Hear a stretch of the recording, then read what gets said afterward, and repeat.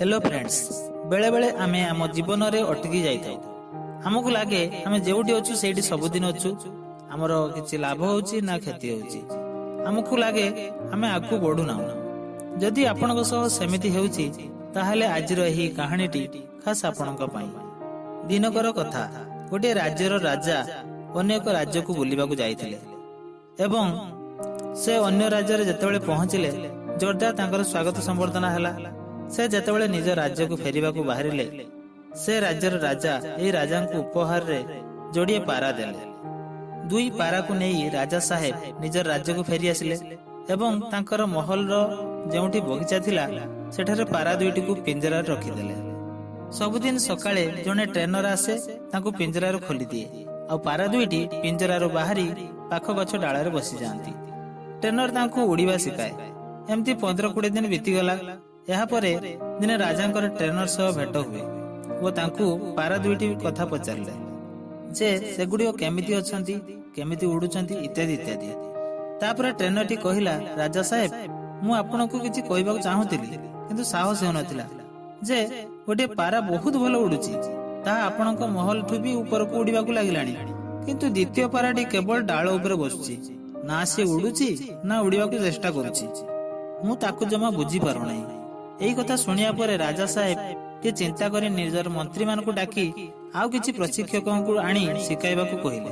भाबिले कुआडे सेमाने याकू उडा सिखाई देबे। एहा परे किछि ट्रेनर मान को अणा गला ओ सेमाने मध्य चेष्टा करी विफल हेले। राजा को मुंडरे किछि बुद्धि जुटु न थाए।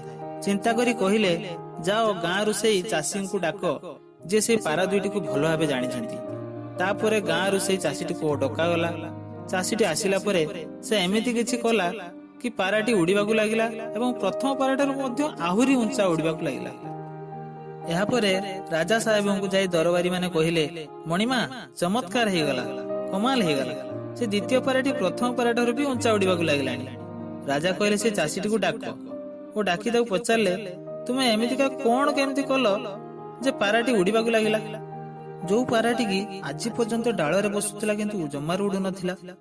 चाषीटी कहिला, राजा साहेब, मु डालटी काटी देली। जो डाल रे पाराटी बसुतला सेही डालटी मु काटी देली, जहा फल रे से आउ किछि उपाय न पाई प्राणपणे चेष्टा कला उड़ीबा सिकिया पई एवं सस्सरे से उड़ीबा भी मध्य सिकी गला।